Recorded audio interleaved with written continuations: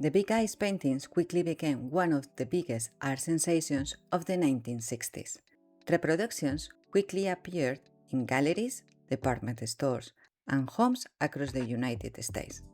All were presented under the name Walter Kane, but the artist behind the famous big ice paintings was Margaret Kane, his wife, who had developed the distinctive style before meeting Walter.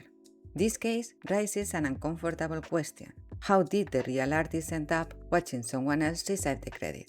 Margaret preferred spending her time painting rather than seeking public attention, while Walter had the talent to attract attention, connect with collectors, and sell the paintings. At first, their roles seemed simple. Margaret created the work, Walter presented it to the public. But over time, those roles began to change. Through exhibitions, interviews, and newspaper articles, Walter became known as the artist behind the big ice paintings. The arrangement continued for years, even after their divorce.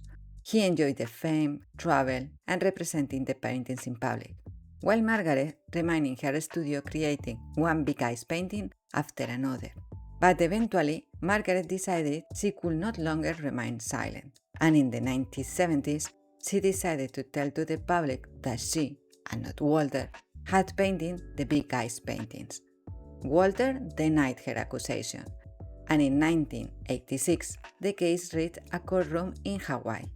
The judge proposed a direct test. Both Margaret and Walter would paint a big ice portrait in court.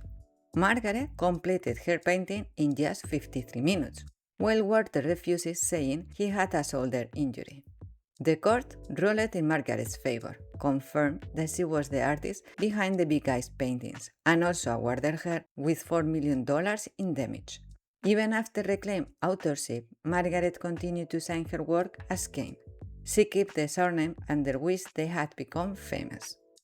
This case reveals that in art, creating an artwork and being recognized as its creator are not always the same thing, because the story surrounding the artwork becomes as influential as the artwork itself.